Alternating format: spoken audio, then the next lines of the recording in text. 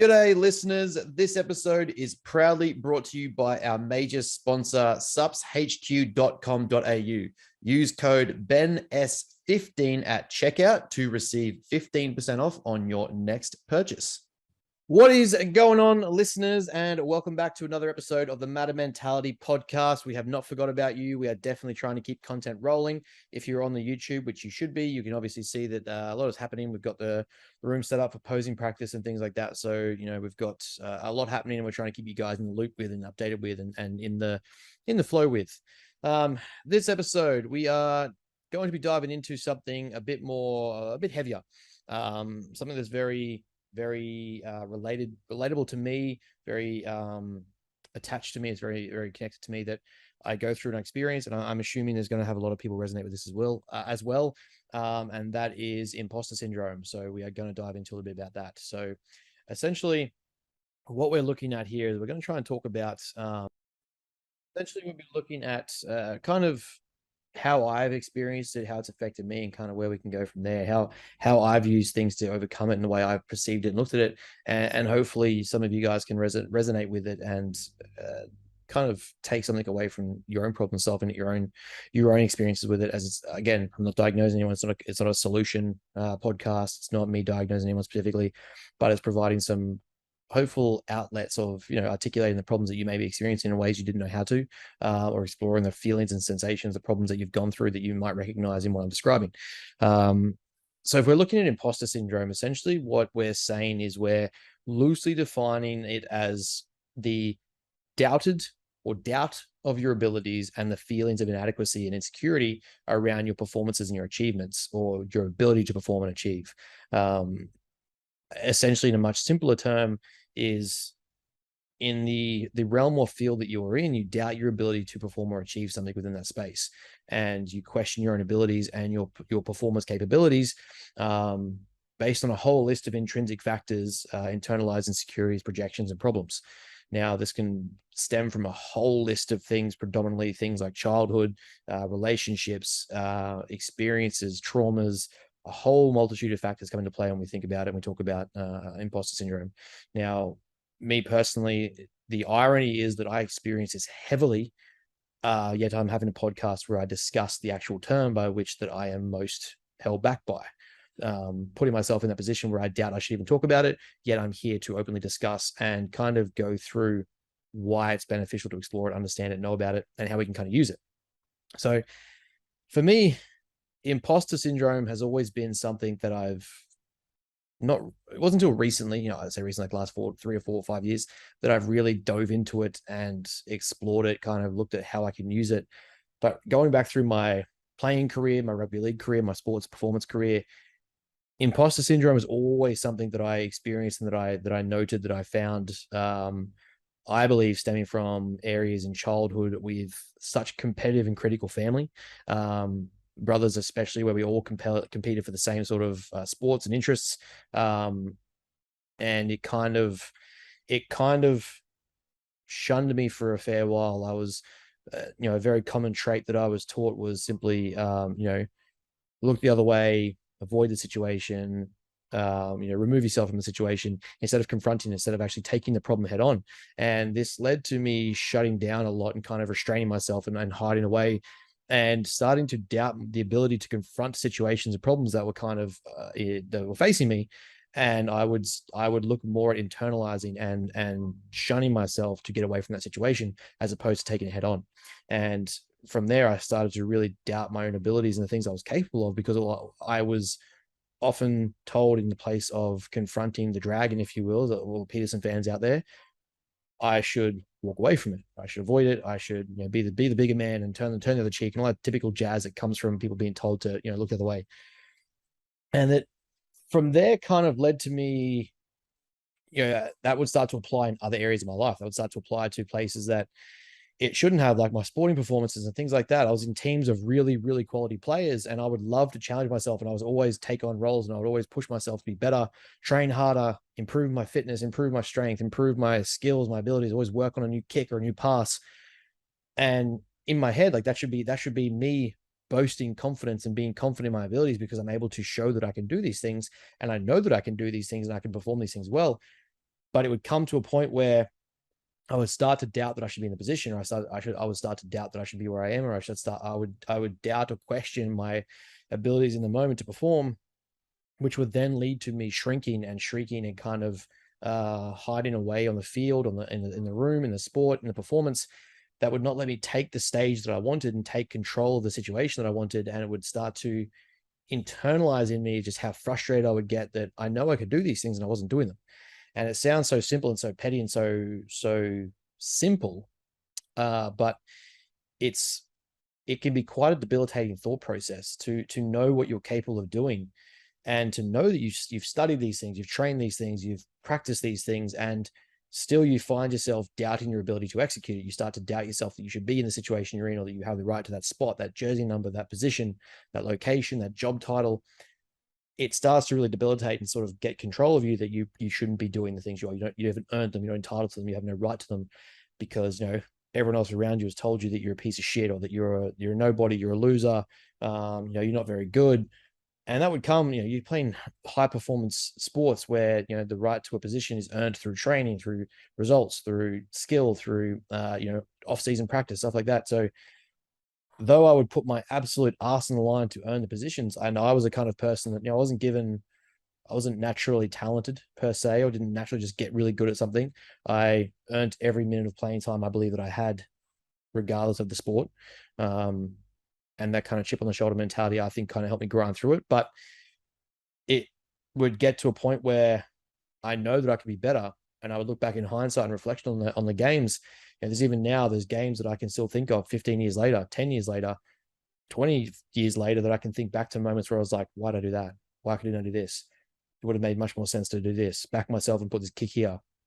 And in that moment, that processing power of that split second decision is what cost me decisions. It cost me positions. It cost me tries. It cost me points. It cost me contracts, I would say, because I'm not making that split second decision that I should have been making, that I know I could have made, and taken that risk, because I was doubting my ability to make that risk and pull that off. I was doubting my right to be there, my right to do that. And, I'm going to cost this if I do this, or I'm going to step out of line doing this. And that really held me back. It really held me back from achieving the things I wanted, knowing the things that I wanted to do and where I wanted to go. And, the big players take the big risks, and sometimes it doesn't pan out. Sometimes it does. Sometimes it pulls off. Sometimes it doesn't. And being afraid to make those risks and take those risks and make those calls limits your capacity to succeed. It limits your abilities to, risk versus reward. It limits your rewards. If you aren't capable of taking those risks because of fear or doubt that you shouldn't be there doing, or that you should be doing in the first place, you aren't in the ballpark of winning and getting the reward. So for me, that was a big factor that I had to address and understand. After my car accident, especially, I looked at life and looked at the things I wanted to do, and I didn't want to be that person anymore, because I found, when I went to a new team, I went to a new city, and I went to a new location to play footy and get a job, I had a chance to build a new identity as a player and a person, and kind of take on new challenges. And I took on those roles. I made those a lot more choices around kicks, plays, tackles, positions, being in locations at the right time, taking ownership of those things, putting my hand up for situations that I didn't even belong in, or simply didn't know anyone yet. Like going to a new town and trying to earn your way into a spot that, players have been there for their whole career, their whole life, and you're not known by anyone. And all of a sudden you have that position. It's a very humbling situation. And sometimes it can cause doubt. So for me, that was a big step to be able to do that. And I was only 21, 22 at the time. And then obviously the car accident happened. That really shunned a lot of things. But after that, I really looked at what it was I wanted when I looked at my interests and my hobbies and the things I was really passionate about. Like sport was something I always wanted to do, and it was always I was good at. I was always interested in. But then there's also the other side of study, of learning, of understanding things at a different perspective. I had an absolute love for fitness, performance, training, nutrition, mindsets, like these things that I was really, really, really passionate about. And obviously went into study. Obviously I'm studying psychology and behavioral science. That was obviously my route or passion interest that I went down. And even at that point where I started sharing content online on social medias and stuff to teach and share these snippets of wisdom and information that I had to go to university to find and understand. Once I started sharing those, I was constantly berated with questions or doubts, or challenge my own self-worth, my own self-value, my self-knowledge, critical reflection that would go too far. And I would find myself like questioning, do I actually know what I'm talking about? Do I have the right to be talking about these things? Why am I talking about them? Why isn't someone else talking about them? If no one else is, why am I? I'm new in this realm, in this space, in this industry. Why would I be talking about this sort of stuff? How do I get to make these comments? And it's again a very detrimental perspective to have if you can't grasp, if you can't contend with it. It can be very debilitating and anchoring in life. It can be something that's very hindering and limiting in how you progress and how you go forward and how you improve. So for me, the big thing was, how do I contend with this? How do I deal with this and still learn to put these things out there and still challenge myself and still challenge my thought process and my beliefs without risking anxieties, fears, stresses, saying the wrong thing, putting out too much information, or risking, being wrong or getting in trouble. And I kind of realized that that's the best part, is when you see that imposter syndrome and that challenge of your own self-belief with the right perspective and mindset, it actually shows that you are humble in what you know. It actually shows that you're willing to be like, you're the best possible person to talk on those things, almost, because you are willing to be wrong. You are willing to admit that you don't know. You're willing to challenge yourself that you could be wrong, that you have doubt about what you know, you have doubt about what you're doing, and yet you share it anyway, and you progress anyway, and you push forward with it. You're taking up the challenge of learning from a mistake. You're putting forward the risk of making a mistake. And from that, then there's obviously the risk versus reward of learning. And to me, that was a big factor, that I'm all about learning. If I'm simply trying to be the best possible coach, best possible psychologist, best possible student, bodybuilder that I can possibly be, and I know some things that people don't, I need to put them out there and share with people the knowledge that I didn't have, and potentially be either corrected or correct others, or engage in dialect and conversation, debate, discussion, share what I know so that the world ends up being a better position.